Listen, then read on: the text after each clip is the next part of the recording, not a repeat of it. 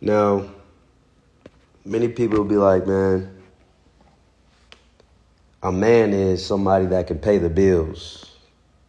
A man is somebody at the end of the day that makes six figures. You know, a high value man is somebody that, you know, earns this amount. You know what I mean? He conducts himself like this. This is a high value man, or this is a man at the end of the day because he take care of his family. That's a man. But there's so much more in regards to what a man is. A man is not just a wallet that you can take out $100, $200, $300. There's no amount of money that can define a man. That's why I hate the whole narrative and the whole concept of my bills is $3,000. My bills is $4,000. That's a grown man bill. Why would you limit yourself? Why would you think of yourself so small? Look at yourself as somebody that is just subjugated to a goddamn bill. Why would you limit yourself to a bill? Your bills don't define the type of man that you are. You know what I'm saying? Many will define a man as, you know, not only just a financial resource, because a lot of people think that a man is just pretty much a financial resource. That's all he is. And I like to put, you know, a man in two categories based on society's view on what a man is. A provider, because we hear that way too much. You know what I'm saying? That high value man. You know what I'm saying? He makes this amount. He's either a provider and he can provide, you know, towards a woman financially, or people look at a man as, you know, gifted because of his physical abilities. That's how many look at a man. You know what I'm saying? Either a sole provider towards a woman, or they look at a man from the standpoint of he's physically gifted. Those are the two categories that many people in society, that's how they look at a man. To be exact, a black man. Can he pay my bills? Can he pay my car note? Can he pay my insurance?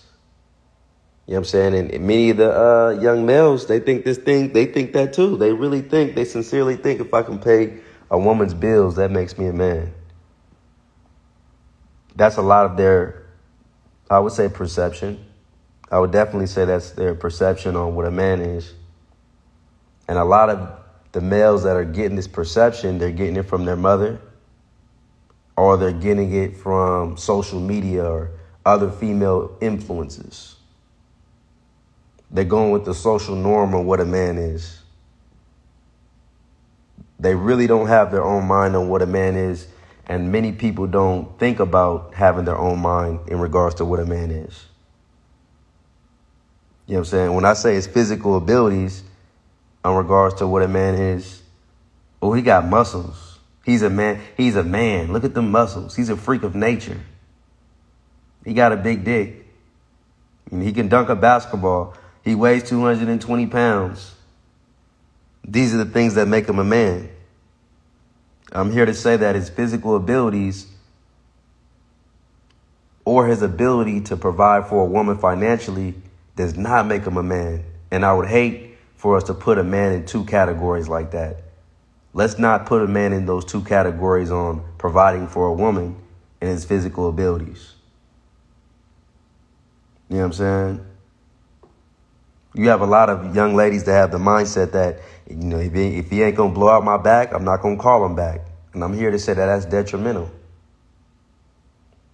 And the reason why that's detrimental to put a man in the category of, can he help a woman out financially? Can he be a resource towards a woman financially, or his physical abilities, is because I'm associating that mindset, you know what I'm saying, of, you know, can he help me out financially? Can I be financially stable with this man? Is he physically able to do these different things in the bedroom with me? With a slave master's mentality. Top of it. How you doing, Jay Rich?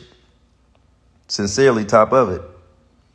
But that mentality, his physical abilities, and helping a woman out financially, that's a slave owner's mentality. And you might say, well, what do you mean? Think about it. Slave owners, they have black men, black women picking cotton, doing labor. And a lot of the men provided the infrastructure in which we live in today because of their physical stature, because of their strength.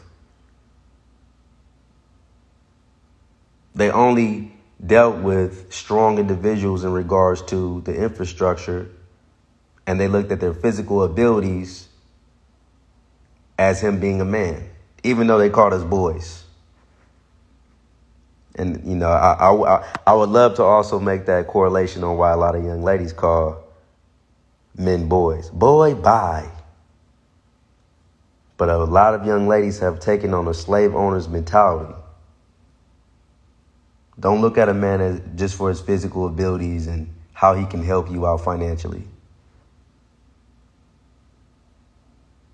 If your physical abilities at the end of the day and the finances become the focal point, you'll never be able to enjoy all there is that comes with that man, his character, his integrity, his mind frame, his wisdom, his knowledge, his level of discernment. Don't make money his worth. Don't make money his worth, because there's certain characteristics that can create longevity, consistency, honesty, integrity. These are some of the things that you can't buy. Those are some of the things that are way more important than just his physical abilities. A lot of individuals don't understand what a man is. They have no concrete definition of manhood nor what a man is. You know what I'm saying? Because if you're going to make it all financially based and all about his physical appearance, I can understand why you say you don't need a man, because you don't even understand the value of a man. Because what if he isn't able to pay all your bills? But this is a man that has your back. He's just not financially in the space to where he can help you. You know what I'm saying? And at the end of the day, there's a lot of women and there's a lot of broads that speak highly of themselves. They say, yeah, you know, I'm an independent woman. But then you call yourself a Christian. Where in scripture does it say that it was your purpose to be an independent woman? That's what I want to know. You know, and a man is not even just a provider, if you think about it, because that narrative is contrary to Christian beliefs. You can't be an independent woman and still say at the end of the day that you're seeking a provider. A provider of what? What exactly do you want him to be a provider of? Just physical abilities and him helping you out financially? Because if you're independent, at the end of the day, why do you need a man to help you out financially? Why do you need a provider if you're independent? And if you are a Christian, what does it say in Genesis 2:18? It says that it's not good for the man to be alone. I'll make a helper who is right for him. That's what it says in scripture. And as a helper, you're also a provider to all the women out there. And I'm not a Christian, just to clear that up, but I understand the Bible. And I want those to also study. And that when we're talking about this manhood, we're talking about how we can get to a concrete definition on what a man is. Because it's not just all about provider, finances, and sex. You know what I'm saying? And let me say this too, because this came across my mind plenty of times. A man is not a man because he takes all the blame based off of what the woman did wrong or what she did incorrectly. You know what I mean? I'm just going to take it on the chin. You know, I'm going to be a man about it. That doesn't make you a man. Just taking the blame for whatever occurs. Being a man, at the end of the day, you understand your purpose. You're working towards your purpose. And you're having your own mind. You're focused on your goals at the end of the day. You're not focused on what other people think. You're not letting other people convince you on your purpose. You're not letting people convince you on what you should do. You're grounded in your beliefs. You understand why you're here on this earth. That's when you're a man. That's when you understand at the end of the day, when you understand your purpose. Your purpose is not dictated just by what you do for another woman or a woman's belief or another man's belief. When you say, I know my purpose, I'm working towards that. And I'm only going to surround myself with people that are going to help me with my purpose. And I want people to understand that. I want people to have a ground-rooted understanding. Now, society, they definitely played a profound role in affecting one's thoughts in regards to manhood. It's institutionalized. We've been programmed to go with the status quo because a lot of people love to go with the status quo. The system has created a movement, you know what I'm saying, to feminize a man, to demasculate a man, emasculate the woman. Propaganda, social media, those also play major roles in demasculating a man. Now, a lot of people don't understand this concept, nor do they care about this concept of manhood. But manhood is so important because it's causing that division when we don't understand what a man is. And we've been so disconnected from the origins of our purpose on why a man is here and why a woman is here that we have a gender war. And that's crazy that they have a gender war. Yeah, they is, but I'm gonna keep it going though, man. I'm gonna keep it going either way. You know what I'm saying? When you look at things like the Rosie poster, you know, for those that don't know, I want everybody to, when you get the chance, to Google Rosie. Rosie poster 1943. During this era, during this time, this is around, I want to say 1943. I would say this is around 1943. There was a poster of a woman and she was flexing her muscles, you know, and she had a red bandana on her head. And when you look at the picture, at the end of the day, it looks like a woman, but then it has the physical features of a man. Facial structure. But the esoteric message in that is that a woman and a man, there's no difference between the two. A woman and a man, there's no difference between the two. And, you know, this is it's recognizable for, that picture is recognizable for basically the icon of labor. Woman trying to get into manufacturing jobs and factories. But we have to think about the propaganda, the posters, and some of the things that were put out there on social media, not even just social media, but out in the streets, because during this time there was no social media. So put out there in the streets. Put out there on television, put out there on posters.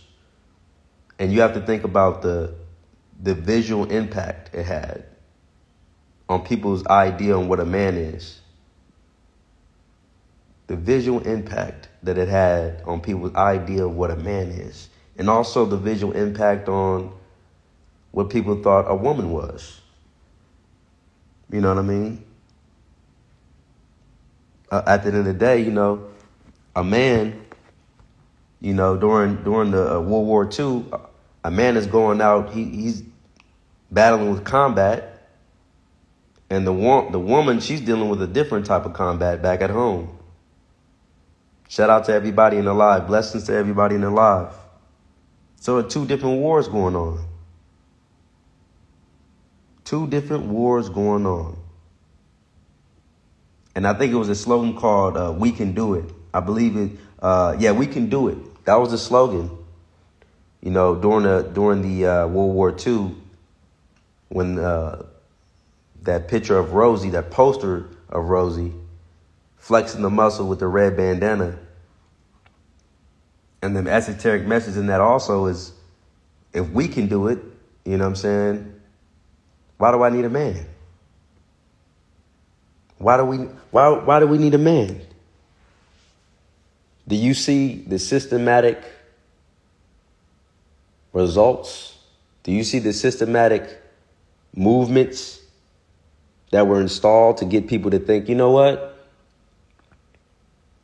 Why do I need a man? What's the purpose of a man? He's out in wars and he's combating and he's going through what he's going through, and I'm over here taking care of the children, and I'm lonely. People don't understand the psychological effects it has on a woman and a man during that time. And then let me say this too, like manhood isn't defined based off of labor.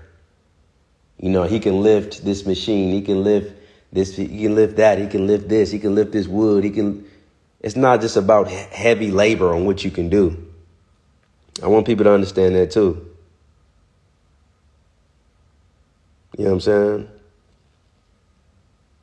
And then we have to look at movements like this. We have to look at, because when I sit here and I just think about some of the things that have created this narrative between men and women, I also think about the Industrial Revolution. You know, you got to think about the Industrial Revolution, 1760 to 1840. The Industrial Revolution, that played a profound effect as well, where many women want to work in factories. You know what I'm saying? And that effect it had on the family. You know what I'm saying? That had a profound effect on the family at the end of the day. And it had a profound effect on women's view on a man. The woman's view on a man and a man's view on a woman. Because now that women during that time could work in factories, right? During the Industrial Revolution, the mindset is what? I can do what a man can do. So during this time of Industrial Revolution and a man and a woman working together, what happened during this time? We stopped becoming producers. And when you stop becoming a producer, you stop growing your own crops. You stop growing your own fruits. You become a consumer. So we stop working together. So when we stop working together and being producers and we start working in these factories, you got to think about the effects. You know, they're associating jobs with manhood. They're associating, work environments with positioning in one's love life. And that's why many women respect their boss over the person that they call their man. That's why they'll listen to the supervisor, but give their man a hard time. Their man. You call him your man because you've taken on a slave owner's mentality. But during this time, if you have a woman working in these factories and you have a man working in these factories, that leaves nobody inside the house to raise and take care of that child. What role is there of the man inside the household if he's working and the woman's working? So that alone right there, and remember, this is in the 1760s up until 1840. The child doesn't have a reference point on what a man is. So it goes out and it has to figure it out based off of society. I got to go out and figure out what a man is. And trial and error doesn't mean that you're a man. Just trial and error alone doesn't make you a man. You got to understand that trial and error develops a level of discernment, wisdom. You know what I mean? And something that they didn't recognize during this time was, yes, you can work in these factories. The woman can work in these factories. Yes, the man can work in these factories. But a job is not what makes us come together. You can work whatever job you want. That doesn't mean you don't need a man. You can work whatever job you want. That doesn't define our relationship, what job you work. You know what I'm saying? And people don't understand that there was a bigger agenda. Like all these movements that occurred during this time. I'm talking about the feminist movement. I'm talking about the civil rights movement, the Industrial Revolution, World War II.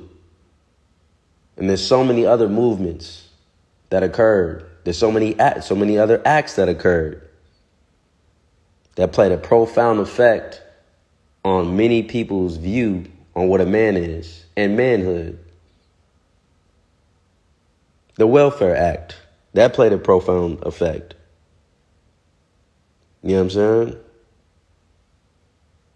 And the bigger agenda is this at the end of the day. Population control. You know what I'm saying? Create division, divide, and then you conquer. Feminize the man so the population is minimized. And that same concept at the end of the day, if you know your history, I want many people to go back and do their history. You know what I'm saying? I want many people to go read. This is the same thing that the Gnostics believed. These are the same concepts that the Gnostics believed. They want less people, you know what I'm saying, for population control, economics. So you got factory diseases being created. You know what I'm saying?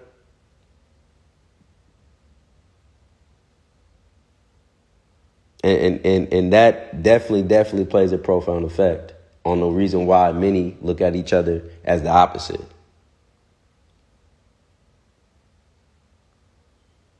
That's why we hear things about a gender war and there's gender discrepancies amongst one another, which is crazy to me that we actually have gender discrepancies.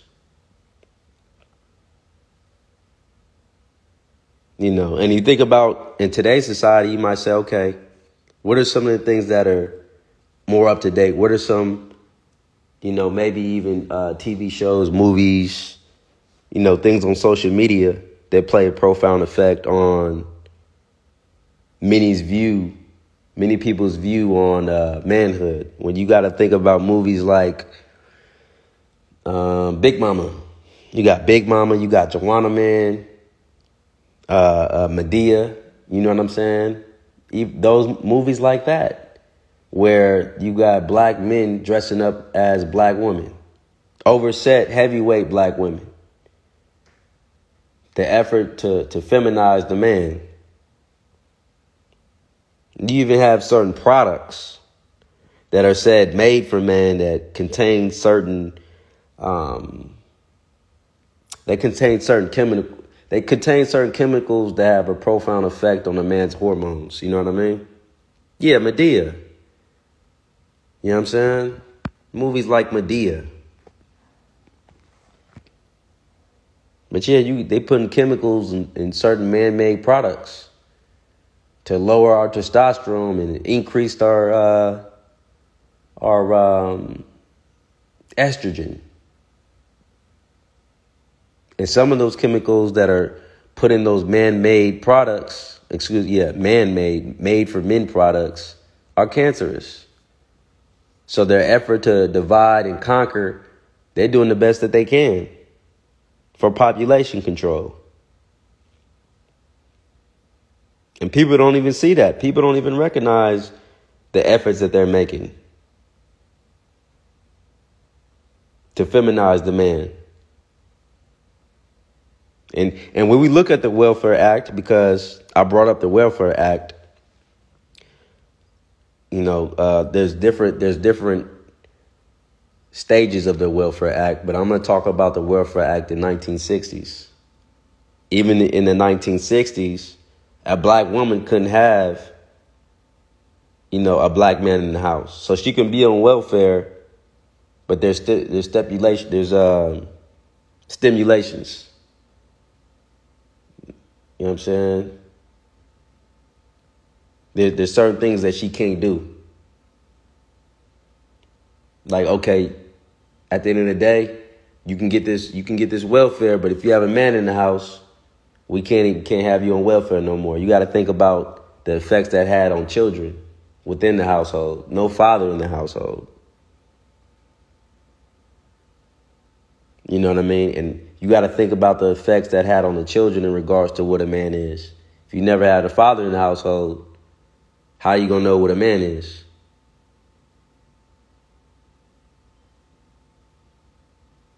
Testicle cancer as well. Exactly. They putting, man, no doubt, man, they definitely putting certain chemicals to get testicle cancer. Facts. It's a collective effort to diminish, ostracize, and get rid of the man. It's a group effort. That's why you see prostate cancer on the increase for men. You know what I'm saying? For sure. Hey, you're right about that. Smooth, you're right, for sure. You start seeing it more and more and more. Then you got to look at things like, okay, you said the Welfare Act, right? No father in the household, and her new man is the welfare, is the system. It's the Social Security. That's her new man, right? Then you got to look at, because that was the 1960s. Let's take it to the 80s. The 80s, you got the feminist movement. You know what I'm saying? The same poster that they had for World War II back in 1943, they used that same poster from the Feminist Act in 1980s. They used that same poster for the Feminist Act in 1980. The same agenda was pushed. So during the World War II, when men went out for combat and the women stayed back at home, that propaganda of we can do it was pushed in the 80s as well. During the feminist movement. You know what I mean? And they wanted the feminist movement for equal pay, equal rights. You know what I mean? Etc. Liberation. Reproductive rights. You know what I'm saying? Domestic violence, because during that time it was said that domestic violence was an issue. And we have to think about some of the drugs that were actually placed in predominantly black communities that had a profound effect on the father being there within the household. But the feminist movement, at the end of the day, it was like, we want all these rights. We want to be equal to men in regards to opportunity. But many didn't understand the concept of the feminist movement. They totally disregarded the concept of the feminist movement. And they figured, since I can do these labor jobs and equal pay, that I no longer need a man, like I said previously. And even to this day, we have those that have a feminist mindset, the feminist movement mindset. Well, I'm here to say that, you can work the same job as a man. You have various opportunities that men have. And there's still a lack of respect on men. And the outlook on what a man is still a problem. Because a man, at the end of the day, and you reach manhood when you're able to go through iniquities, problems, When you go through those tests, troubles, and times, when you're at your lowest, but you're still in the pursuit of your purpose, you're still working towards your goals, and you don't let anybody convince you about what your purpose is or what you're destined to do. And I think a lot of people need to have that mindset. They need to develop that mindset. They need to go through some things. You need to bump your head in order to be a man, to find your purpose. And your purpose is not always just in relation to a woman. On a spiritual level, your purpose can be your place on this earth, and you may go through the same type of trials, tests, and troubles repeatedly until you get the message that you were supposed to get. Until you have an enlightening moment and you become Christ-like. That's when you become a man. You understand your purpose. And you might say, well, Ron, can you give us a little bit more in depth when you say your purpose at the end of the day? We need something more concrete when you say your purpose, Ron. We need something that we can walk away with when you say your purpose. I'll give you the 5 fundamentals of what a man is to me, for those that don't know. If you ask me, the first thing is a man, he stands in the truth. What I mean when I say he stands in the truth, he understands that a woman is a necessity towards him in his life. And he's on a quest to his purpose. He understands while he's on his purpose, he's on the quest to achieve his purpose, that a man is handicapped without a woman and a woman is handicapped without a man. So it's very important that we understand that we are placed on this earth to balance each other out. That's the first thing. The second thing is this. A man, he puts himself first. It's very important to put yourself first. The reason why I say that, and a lot of people say, well, wow, why does a man put himself first in a society where the superiority complex of a woman is present? Put the woman first, put your woman first. What's his name? Jaheim, he got a song called Put That Woman First. I totally disagree with that. Because if you're not right as a man, how can you put a woman first? How can you be a blessing in a woman's life if you're putting her first and you're not putting your purpose first? You're not working on yourself. You're not being a better version of yourself. You don't understand what a man is. How are you going to put a woman first if you don't understand what a man is or manhood is? So that's number 2, I would say. You know what I'm saying? I really say that's number 2. I really want to put that as number 1. But number 2, I'll put that as number 2. I would say number 3 is a man he leads with knowledge and wisdom. You often hear people say a man is a provider. Yes, he is a provider. So is a woman, like I said earlier. And if you look at Genesis 2:18, a woman's a helper. So that means she's still providing. But a man, at the end of the day, what he's providing is wisdom and knowledge. A lot of people don't lead with wisdom and knowledge. But that's what a man is. He provides with wisdom and knowledge. The information in which he has through his tests, troubles, and times, which develops a level of discernment. And when you have a level of discernment, that means you can discern and make great decisions. What that means is you have leadership skills because you've been through it. You've been through the ups and downs and turnarounds. You've been through the iniquities. So you understand how to lead because you've been through things. You don't understand how to lead because at the end of the day, you understand your purpose. And then I would say this, after the knowledge and wisdom, because I think this is very profound and this is very important. He doesn't make decisions off of emotionalism. Now, I will say this. On the road to manhood, on the road to being a man, you're going to make mistakes. You're going to bump your head. You're going to make decisions based off of emotionalism. Nobody just becomes a man just like that overnight. You don't become a man because you can pay another woman's bills. You don't become a man just because you make six figures. You don't become a high value man or a high value male because of your social circle that you're in and the resources that you have. Maybe based on society, but I don't even think that's right. I don't even think that, society's definition of what a man is right. I don't agree with it at all. Because you can have six figures and you can leave your children with a wealth of money. You can leave them with all the money in the world. But what good is that man gains the world but loses his soul? It even says in scripture that a man and his money will soon depart. What good is if you have the money, if you have six figures, but you don't have the wisdom to preside over that money appropriately? If you don't have the knowledge to preside over that money appropriately? And on top of that, money doesn't define the character that you have. What about your character? Who are you before you had the money, and who are you now that you have the money? What legacy will be left behind? Because you can have all this money and be lonely. What legacy are you leaving behind? That's why I say it's not all about the money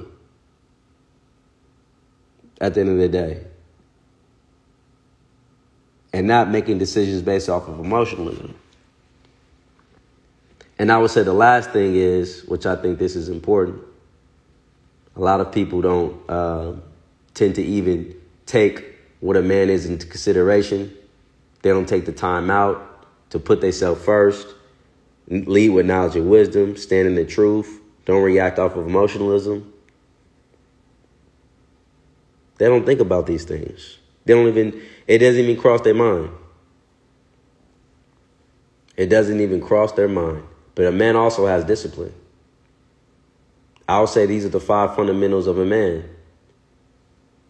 The ability to be consistent and persistent. Many would call it dedication, even when you're going through your trials, when you're going through your ups and downs and turnarounds. One thing that one of many things that Gorgeous Dre have said that I actually agree with was when he said that the ability to lead beyond pain. You know what I mean? That's also a man. Your ability to lead through those tests, troubles, and times. And when I say lead, I'm not just talking about from the standpoint of just leading a woman. You're going to be faced with iniquities throughout your journey to manhood. And you have to lead yourself. You have to be a leader of yourself. You have to be able to say, you know what? I'm going through all this, but let me still wake up in the morning and finish this task. You know what I mean? Let me still wake up in the morning and pray, or whatever you do in regards to getting through your day. You're disciplined. Yeah, she looks good, but looking good ain't good enough. You know what I'm saying? I got to focus on this over here, or, I want to surround myself with positivity. Yeah, them cats over there, they doing what they do, but I'm going to surround myself with individuals that are talking about investments, investing in their mind, investing in reading, because readers are leaders and leaders are readers at the end of the day. Having that discipline to not just be a gopher trying to go in every hole and just have sex with every woman you see. Those are the 5 fundamentals on what a man is. So at the end of the day, when we look at defining a man, you have a reference point now.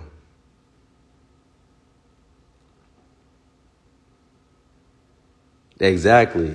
What type of individual are you when you have money and when you don't have money? You know what I'm saying? I would say this too. When we define manhood, you understand your power. You know how to utilize your power to bring the best out of yourself and others. That's a part of manhood. You understand where your power lies, because you have different dimensions of power. You have different dimensions of power. You have physical power. You have emotional power. You have intellectual power. Then you have spiritual power. And as a man, you know how to tap in all of them. On each level of power, you know how to tap into your physical power, emotional power, intellectual power, spiritual power. The spiritual power is the most powerful out of all the dimensions of power. That's when you reach a level of manhood that many people don't understand nor people reach. That's when you can communicate with others on a whole level that many people will never be able to reach. That's when you can reach a certain level of communication with the woman in which you're dealing with. When you understand the power that you have coming into manhood. And as a young man, you're going to be faced with so many different things. You have law enforcement, baby, looking at you in a particular way because you're a young black man. Your job may be looking at you because of the stereotype and the stigma. You might even have women out there that's saying you ain't shit. All niggas ain't shit. You have other brothers out there that's looking at you sideways when you walk. And it's sad that you might be walking across the street, or you might be just walking in general, and you look over at a brother, and if you guys don't nod your head at each other, there's conflict. So you're going through all these things out there in the streets. And I'm here to say that for any young man or even older individual that's listening to this, understand your dimensions of power. Develop a level of discernment to where you can read individuals. Get around individuals that have a certain level of discernment and a spiritual ability to read people and read situations. Be wise at the end of the day. And I want everybody to reach that level where you're tapped in and tuned in with your spiritual gifts, where you understand the dimensions of power. Because people say my power is my physical strength, Ron. I blew her back out. But you got disrespected. And then another thing is this.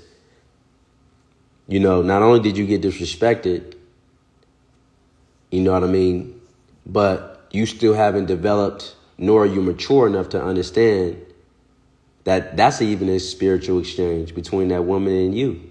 Everything's really a spiritual exchange, if you ask me. But it takes a certain level of intellect to understand what I'm saying right now. Many people are going to say, well, Ron, when it comes to manhood, at the end of the day, at what age did somebody become a man? There is no particular age where you become a man. There's no age in which you become a man. Oh, you 30, you a grown man. If you haven't went through anything, if you haven't went through those tests, troubles, and times that I talk about, then you can't talk about, run around saying that you're a man. Being a man at the end of the day, you have characteristics, the ones I spoke about earlier, not just with the age, not because of no tattoos or, physical features that you have. And then people say, what about masculinity, Ron?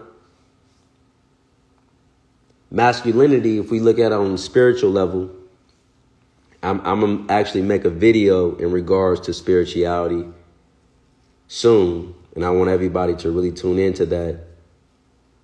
But I will say this at the end of the day. Masculinity is not just about you imposing your will on others. Masculinity is not just about, you being dominant over others. When you think about, there was a particular verse in the Bible, honor thy mother and thy father, and you shall live long in the land. I believe that's how the verse goes. But what it really meant was recognize your masculine and feminine energy. Because there's an esoteric message in that. And what I mean by that is understand when to put out masculine energy and understand when to put out feminine energy. Now, I don't expect the masses to understand this, But in ancient times, masculinity wasn't just men. Femininity didn't mean female. What it meant was positive and negative. That's what it meant. Positive and negative. Basically creating a balance. Soft, strong. There's times where you got to be soft, and there's times you got to be strong. There's just like there's times where you got to fall back from certain situations, and then there's a time to be aggressive in certain situations. It's called balance. Not honor their father, their mother. Many people misunderstood that verse. There are a lot of misconceptions in that verse. Due to the Gnostics, the Greeks, the Catholic Church having a misconception on that. But as a man, it's important that you honor both sides, your feminine energy and your masculine energy. And like I said, I don't expect many to get this concept right now, because I'll go deeper into that at a later time and a later day. You know what I'm saying? I'm not going to go too deep into, the masculine and feminine.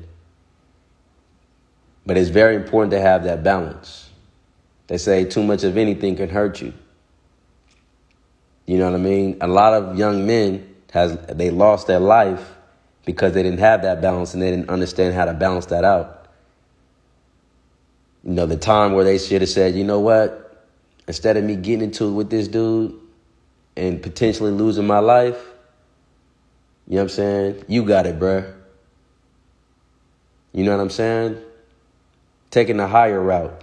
But then you have to be a man amongst men, because some of the things I'm talking about, you're going to face out there in the streets. You're going to be tested. To whom much is given, much is required. So when you have a lot of knowledge, when you have a lot of swag, and you know that they can't mess with you for real, you're going to have guys test you. You're going to have niggas test you out there. To whom much is given, much is required. So be a man amongst men. What that means is don't be the hardest out, but don't be no pussy either. Be very cognitive and wise. You know what I'm saying? And it's going to take situation after situation for you to understand what situations you fall back from. And you're coming into your manhood also when you know what situations just to fall back from. You say, you know what, this is not worth it. The older you get, you have more to lose. The older you get, what you'll see is friends, family, loved ones, partners, homies, girlfriend. You start to see certain people fading away. You start to see people leave out of your life, and you become accustomed to pain. But you know how to deal with that pain, and you become wise. You might have lost a loved one. You know what I mean? A loved one might have lost their life due to violence, and you learn a particular lesson when you hear about a loved one losing their life via violence, via even health. You start to appreciate life a lot better when you come into manhood. You see the importance of life. That's when you come into manhood, man. And I was so excited to do this message, man. I was just like, man, I really want to talk about redefining what a man is, redefining what manhood is. I want to do a part 2. That's how much I like this message. And I just appreciate those who join the live, because I definitely want to post this one on YouTube. Yeah, most definitely. And for those that aren't subscribed, make sure that you subscribe. Amassador Ron 16, make sure that you subscribe. You know what I'm saying? Not only subscribe, like, and comment, and share the videos. Because a lot of people, they watch the video on YouTube, but they never share it. They never like it. You know what I'm saying? We got to push this message out there. I don't condone or promote any criminal activities whatsoever. So I don't want anybody that is out there, don't be influenced by a particular lifestyle and indulge in that lifestyle. Take the message, take the knowledge and wisdom, take the information, take the game, and utilize it no matter what walk of life you're in. Man, I greatly appreciate it, Smooth. You know what I'm saying? Greatly appreciate that. I also have a Patreon for those that want to see exclusive content, exclusive game and information. Make sure that you sign up for the Patreon. And also for those that want to have a conversation, you know what I'm saying? Also set up a consultation. There's a lot of good game and a lot of wisdom in a lot of my messages. You know what I mean? I done went through a lot to get this information. Being hungry, you know what I'm saying, to get this information. I'm talking about nights where I haven't ate. You know what I'm saying? Pain, being left stranded for this type of information. No money in my pocket. You know what I'm saying? Health. My health has been put on the line behind this information. My health. You know what I'm saying? You know, loved ones have passed on because I got so much love for this information, and I wasn't there for the loved ones behind this information. I put in a lot of sacrifice behind this. So for those that want to have a conversation with me in regards to consultation, extend a generous gesture. And I appreciate those generous gestures, and I appreciate everybody who subscribed to the YouTube. And we're going to keep this game going. With that being said, man, I greatly appreciate those who joined the live. Peace and blessings. One.